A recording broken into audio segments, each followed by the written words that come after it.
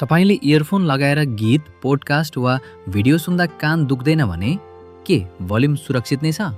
जरुरी छैन। कानमा हुने क्षति प्राय एकैपटक ठुलो आवाजले मात्र हुँदैन। अलि चर्को आवाज, लामो समय र हरेक दिनको एक्सपोजर बिस्तारै जम्मा हुन सक्छ। सुरुमा कुनै स्पष्ट पीडा नहुन सक्छ, तर कहिलेकाहीँ इयरफोन निकालेपछि आवाज धमिलो लाग्नु, कानभित्र सिटी बजे जस्तो हुनु वा अरूले बोलेको कुरा भिरमा छुट्याउन गाह्रो हुनु कानले आराम मागिरहेको सङ्केत हुन सक्छ।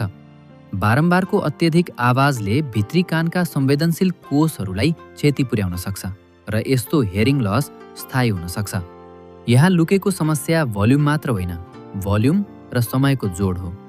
विश्व स्वास्थ्य सङ्गठनका अनुसार करिब 80 डेसिबलको आवाज हप्तामा 40 घण्टासम्म सुन्न सकिने सन्दर्भ सीमा हो।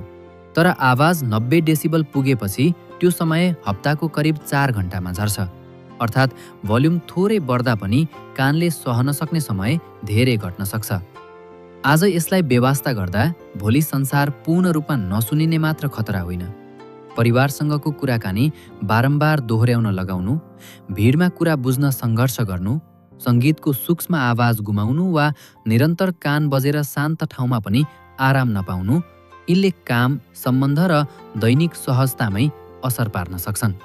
त्यसैले इयरफोन त्याग्नु पर्दैन, सुन्ने तरिका बदल्नुपर्छ। आजै फोनको हेडफोन सेफ्टी वा साउन्ड एक्सपोजर सेटिङ खोल्नुहोस्। भोल्युम सकेसम्म अधिकतमको 60% भन्दा तल राख्नुहोस्। बस, बाइक वा भिडको आवाज छोप्न भोल्युम बढाउनुको सट्टा राम्रोसँग फिट हुने वा नोइज क्यान्सेलिङ इयरफोन प्रयोग गर्नुहोस्। यसले बाहिरी आवाज घटाएर कम भोल्युममै स्पष्ट सुन्न सहयोग गर्छ।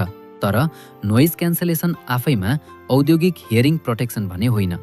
लामो कल, गेमिङ वा म्युजिक सेसन छ भने बीचबीचमा इयरफोन निकालेर शान्त ठाउँमा कानलाई विश्राम दिनुहोस्।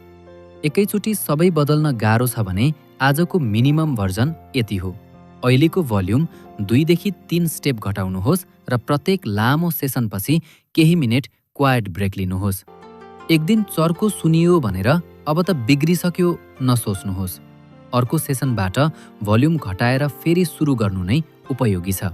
तर कानमा लगातार सिटी बजिरहेमा, आवाज धमिलो भइरहेमा, उच्च स्वर नसुनिएमा वा कुराकानी बुझ्न गाह्रो भइरहेको छ भने हियरिङ केयर प्रोफेसनल वा चिकित्सकसँग जाँच गराउनुहोस्।